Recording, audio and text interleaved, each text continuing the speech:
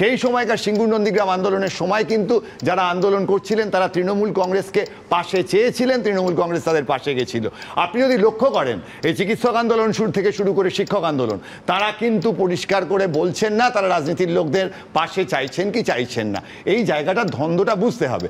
শুভেন্দুবাবু গেছেন, শতরূপ গেছেন, শতরূপ যখন বক্তৃতা দিচ্ছেন একটা ছবিও পেলাম, আমি জানি না শতরূপ ফটোশপ করেছে কিনা, বিপুল মানুষ শতরূপের সামনে তার বক্তব্য রাখছেন।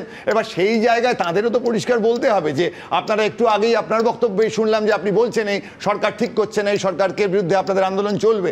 এখন আপনারা নতুন রাজনৈতিক দল যদি করেন, যেমন ডাক্তারবাবুদের আন্দোলনে একটা বিষয় আছে, তাদের মধ্যে প্রচুর অতিবাম আছেন যারা একেবারে তৃণমূল কংগ্রেসের কাছাকাছি, ফলে তাদের বেরিয়ে এসে তৃণমূল কংগ্রেসের বিরুদ্ধে লড়াই করা মুশকিল আছে এবং সেখানে সিপিএম পেছন থেকে তাদের সাপোর্ট করছে, সিপিআইএমএলকে ভোটে দাঁড় করিয়ে দিচ্ছে আমাদের এই উত্তর 24 পরগনায়। তারা যে সিপিআইএমএল তৃণমূলকে প্রশংসা করে, তাদের যদি মনে করে সাপোর্ট করবে তাহলে তখন গোলমাল হবে।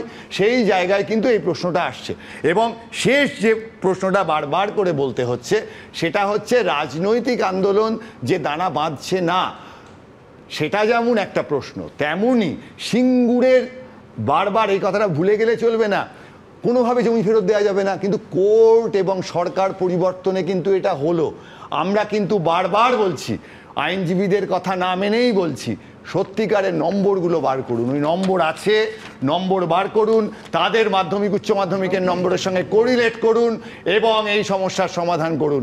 এই সমস্যার সমাধান ব্রাত্য বসু, অভিজিৎ গঙ্গোপাধ্যায়, বিকাশ ভট্টাচার্য, বিভিন্ন রাজনৈতিক দলের মানুষ মিলে আপনারা করতে পারেন। সামনে এসে সমাধান করুন, রাজ্য সরকার কেন্দ্রীয় সরকার মিলে করুন।